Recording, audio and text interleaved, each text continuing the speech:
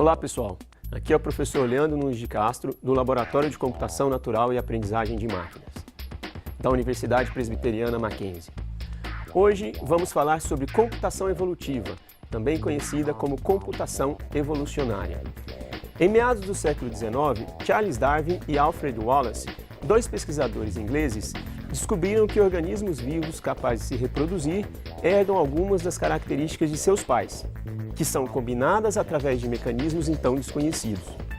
Eles também verificaram que as proles estão sujeitas a pequenas variações em suas características e que, em consequência disso, sofrem um processo de seleção natural, através do qual somente aquelas que estão mais adaptadas ao ambiente são capazes de sobreviver e se reproduzir. O que Darwin e Wallace perceberam é que ao longo de muitas gerações, pense aqui na ordem de milhões de gerações, estes organismos eram capazes de se tornar cada vez mais adaptados ao ambiente e também de se diferenciarem entre si. Essa era uma proposta revolucionária para a época, pois ela requeria uma forte quebra de paradigma. A teoria da evolução por meio da seleção natural propõe que todos os organismos vivos conhecidos são descendentes de uma pequena variedade de organismos mais primitivos e que ao longo de milhares e milhares de gerações se diferenciaram em espécies distintas, sendo que algumas delas se tornaram cada vez mais complexas. Apesar de elegante e inovadora, a teoria de Darwin só pôde ser melhor compreendida depois que Gregor Mendel desvendou os princípios da hereditariedade. Mendel estudou os padrões de herança de características, observando que os pais transmitiam unidades de características a seus descendentes, e isso ocorria durante o processo reprodutivo. Suas descobertas e observações deram origem à genética, cujo foco de estudo é a hereditariedade, a variação genética e os genes. A teoria da evolução por meio da seleção natural baseia-se, portanto, em três princípios bem definidos. Reprodução com herança, há uma população de indivíduos que se reproduzem. Variação genética, os filhos herdam algumas das características de seus pais, mas também estão sujeitos a pequenas modificações. E seleção natural, o ambiente oferece um tipo de pressão seletiva que privilegia aqueles indivíduos mais bem adaptados.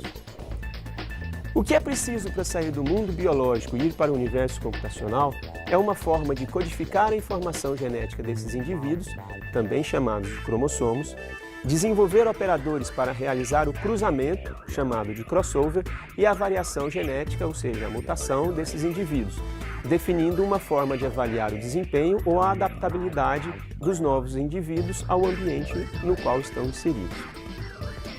Com essa simples receita em mãos, tem-se um algoritmo evolutivo, capaz de explorar um universo quase infinito de possíveis soluções candidatas, onde as restrições serão consequência apenas do código genético dos indivíduos, que é a codificação, e de sua interação com o ambiente. O que temos como resultado é um explorador universal, uma ferramenta computacional capaz de explorar um espaço enorme de características e encontrar aquelas que mais se adequam aos propósitos em questão. A evolução pode ser vista como um processo de busca capaz de localizar soluções para desafios oferecidos por um ambiente. Portanto, é bastante natural procurar por uma descrição algorítmica da evolução que possa ser usada para a resolução de problemas. A ideia básica do campo da computação evolutiva, também chamada de computação evolucionária, que surgiu aí em meados da década de 50 e da década de 60, tem sido fazer uso do processo de evolução natural como um paradigma de resolução de problemas, geralmente simulando em um computador. As possíveis áreas de aplicação dos algoritmos evolutivos incluem planejamento, por exemplo, roteamento, programação e empacotamento, design, por exemplo, projetos de casas e obras de arte, processamento de sinais, simulação, identificação e controle e classificação, envolvendo áreas como aprendizagem de máquinas, reconhecimento de padrões e outras. Mais especificamente, algoritmos evolutivos têm sido aplicados em campos como arte e composição musical, eletrônica, linguagem, robótica, engenharia, mineração de dados e descoberta de conhecimento, indo até a indústria, processamento de sinais e muitas outras aplicações.